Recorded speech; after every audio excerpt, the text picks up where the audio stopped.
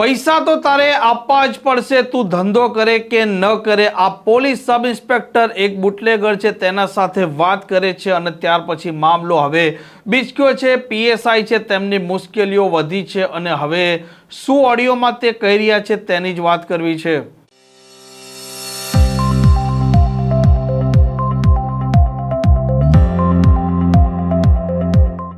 નમસ્કાર, આપ જોઈ રહ્યા છો હોટલાઇન ન્યૂઝ અને હું છું આપણી સાથે તોફિક ગાંચી। જ્યારે કોઈ પોલીસ છે તેમને તપાસ કરવા માટે તેમના પોલીસ સ્ટેશનથી અન્ય કોઈ દૂર જગ્યાએ જવું પડે છે, તે સમયે તેમને કેવળ એસટી કે પછી રેલવેની ટિકિટ મળતી હોય છે અને આવી સ્થિતિમાં તે પૈસા ક્યાંથી લાવે તેવા સવાલો સૌ કોઈ લોકોના મનમાં ઊભા થતા હોય છે। પરંતુ એક પોલીસ સબ ઇન્સ્પેક્ટરનો જે પ્રકારે ઓડિયો વાયરલ થયો છે, ઓડિયો વાયરલે ઘણી બધી સ્પષ્ટતા કરી છે કે પોલીસ સબ ઇન્સ્પેક્ટર એક બુટલેગર પાસે તપાસ માટે 5,000 રૂપિયાની માંગણી કરે છે અને બુટલેગર કહે છે કે હવે તે ધંધો જ નથી કરતો તો પૈસા ક્યાંથી લાવશે। અને પોલીસ સબ ઇન્સ્પેક્ટર એક જ લાઇનમાં કહે છે કે તારે પૈસા આપવાના છે કે નથી આપવાના તે કહે।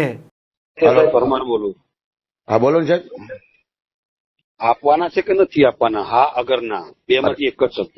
સાહેબ મારી વાત સાંભળો, અત્યારે પોઝિશન મારી નબળી છે। મેં શું કીધું? હા અગર ના, મારે બરાબર છે। એટલે એના કારણે કેમ કે ભાઈ એ પ્રમાણે મારે કામગીરી કરતા ભાવે, બરાબર। કેમ કે મને ભીખ માંગતા મને સારું નહીં લાગતું। હા પણ સાહેબ હું બધી તમારી વાત સમજુ છું, બરાબર। હા પણ અત્યારે મારી પોઝિશન સાહેબ બહુ ખરાબ છે। મેં શું કીધું? ચોખ્ખું હા અગર ના, બસ એટલે પતી વાત। એટલે એ પ્રમાણે મારે કામગીરી જે કરવી એ કરવું। કેમ કે હું કાલે છે ને ઘરે બી આવ્યો હતો, કાલે ઘર બી બંધ હતું। હા તો ઘરે નહોતો સાહેબ હું। મને ખબર છે, હા, અમે 7:30-8 વાગે આવેલા, હા, બરાબર। હા। એટલે કેમ કે ચોખ્ખી વાત છે, અહીં તો હા અગર ના, અહીંયા આપણે એક જ નિયમ છે, કોઈના ના ના એ તો સાહેબ તમારી વાત બરોબર છે, બરાબર।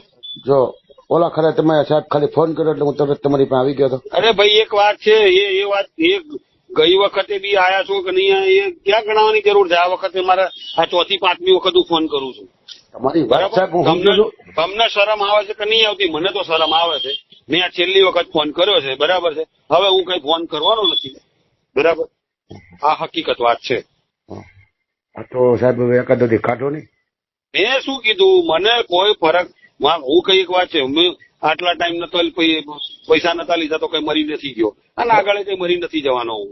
પણ હું સાહેબ તમને શું કહું, મેં એટલો સમય કર્યો ધંધો કર્યો ને તો મેં પૈસા મોકલેલા જ છે। હું ક્યાં તમને એમ કહું કે નથી મોકલું? અરે ભાઈ એક વાત છે, હું એમ કઉ છું મોકલાયા હશે, જે કર્યું હશે એ જવા દો। તમે એમ કહો કે બરાબર છે। તમે એમ કહો કે મને નથી મળ્યા, પણ હું તમને તમારે સાહિત્ય આપું તમારા રાઇટર અરે ને। ભાઈ એ હું શું કહેવા માંગુ છું, હા। એ ભૂતકાળ જવા દો, એનું એ મારે કઈ ગાવું નથી। એ મને મળ્યા નથી મળે એ મારે કઈ ગાવાનું નથી, બરાબર છે। કેમ કે આ એક પેલા એના માટે હું વારે ઘડિયા આ 6મી-7મી વખત હું ફોન કરું, સાહેબ હમણાં આવું, ના સાહેબ કાલે આવું, અરે સાહેબ 2 દિવસમાં પોખતો કરી દો, સાહેબ જગદીશભાઈને મોકલી આપજો। અરે યાર બરાબર છે, તો મને કઈ ભીખ મને ભીખ માંગવી ગમતી નથી, મારામાં છે તાકાત, તો હવે સાહેબ તમે કેમ કરું બોલો, બરાબર। ના હું શું કહું? એકાદો દી જો સાહેબ નીકળે એમ હોય બરાબર, તો હું શું કહું? એનું કારણ છે ને, અને પછી એક વાત છે, અને પછી આ મહિને ફરી પાછો કઈક પૈસા લેવા મોકલીશ ને, એટલે એમ જ કે છે કે આ મહિને હમણાં 10 તારીખે તો પૈસા આલ્યા છે, પણ એટલે શું કરવાનું? સાહેબ મારે બધું બંધ છે તોય હું તમને ના નથી પડતો। પણ ના, હું ચોખ્ખી જ વાત કઉ છું, આપણે ધંધો ના કરતા હોય તો નહીં જ કરવાનો, હકીકત વાત છે। એટલે તમે તારે ડિસ્ટર્બ પૂછો, મને ના પાડેલી છે એટલે હું કઈ નથી કરતો। પણ હું શું કહેવા માંગુ, કઈ વાંધો નહીં, કઈ વાંધો। મેં પહેલા કીધું તો ખરું, બરાબર છે। મેં પહેલા મને પહેલા પૈસા મળ્યા નહીં મળ્યા, ચલો એ અલગ વસ્તુ છે, બરાબર છે। પણ ત્યારે બી હું મરી નતો ગયો, આજે નહીં મરી ગયો, આગળ બી મરી નહીં જવાનો।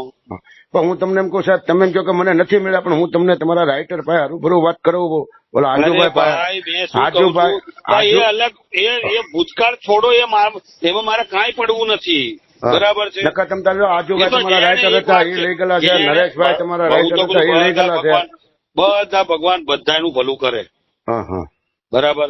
હું પ્રાર્થના કરું છું ભગવાન બધાનું ભલું કરે, બરાબર।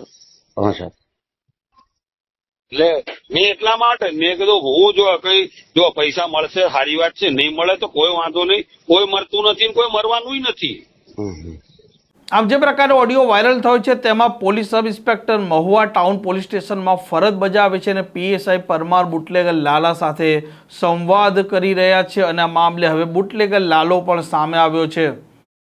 મારું નામ લલિત ઉર્ફે લાલો, મારા બાપાનું નામ બોકાભાઈ, હું જાતે કોળી અટક મારી બારિયા, હું જનતા પ્લોટ 11 નંબર સલમની સામે કાળભેરો ચોક છે અને રહું છું. મને આ પરમાર સાહેબ, પહેલાં હું આ દારૂનો ધંધો કરતો, હવે વર્ષ 1.5 વર્ષથી મેં આ બધો ધંધો મૂકી દીધો છે. અત્યારે હું કોઈ વસ્તુ કાંઈ કરતો નથી, અત્યારે હું રિક્ષા ચલાવું છું. આ પરમાર સાહેબ મને અવારનવાર થાક ધમકી મારી પહેલી પૈસા લે છે કે તું ધંધો કર કે ન કર, તારે અમને મહિને જે પૈસા થતા હોય તો તારે દે જ દેવાના. દર મહિને 5,000 રૂપિયા મારી પાસે દે, ધમકી મારી લે. ગયા મહિને મને કીધું તને બીજા ગુનામાં સંડોવી દે, તને આમ કરી દે ને તને હું પાછામાં મોકલી દે, તને હું મહુવા મુકાવી દે ને. તો મેં સાહેબ બીકને મારે 5,000 રૂપિયા વ્યાજવા લાવી 2% એને મેં એને દીધા, તોય મને હેરાન કરે છે. આ મને વિડીયો કોલે કરતા, પછી મને વોટ્સઅપ કોલે કરતા, એ ન ઉપાડું તો મને સાદા મોબાઈલમાં રિંગ કરતા. તો સાદા મોબાઈલમાં મેં ફોન ઉપાડ્યો અને મેં એનું રેકોર્ડિંગ કરી લીધું. મને કે તું ગમે એ કર, મારે પંચમ બંગાળમાં જવાનું છે, મને તું 30,000 રૂપિયા અત્યારે વ્યવસ્થા કરી દે, નકર પછી હું તને મારી રીતે જોઈ લઈશ ને હું તને મારી રીતે ફિટ કરી દઈશ. એ પણ મારી પાસે રેકોર્ડિંગ છે, બરોબર. હમણાં હું માઢિયા ગામે 5 પીપરું પાસે મારા મામાનું ઘર છે, વાડી ના ગયો હતો હું. તો આ ગ્રામ્ય પોલીસ ચોકીવાળા મારે ખોટો મને દારૂ મારી ગાડીમાં એક્ટિવામાં જુપિટર ગાડીમાં 5 લીટર દારૂ મૂકી ને મારી માથે ખોટો કેસ કર્યો ને મારી પાસે 50,000 રૂપિયાનો ધોળ કર્યો. હવે હું ગરીબ માણસ કાલી કાઢીને દઉં.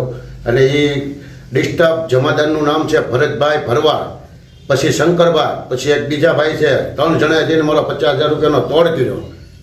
અને રમેશભાઈ કરીને છે, એ કંઈક આની માટે હજી 5 લીટરનો નહીં વધારે કેસ કરો.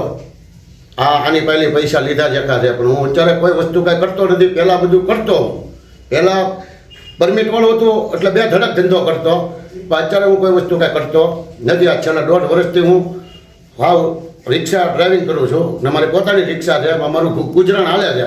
હવે આ લોકો મારી પાસે પૈસા માંગે તો મારે સાહેબ શું કરવું, મારી પાસે પૈસા નથી. પછી મેં કંટાળીને એસીબી ઓફિસે ગયો ભાવનગર, ત્યાં જઈને મેં ફરિયાદ નોંધાવી, મેં ફરિયાદ કરી.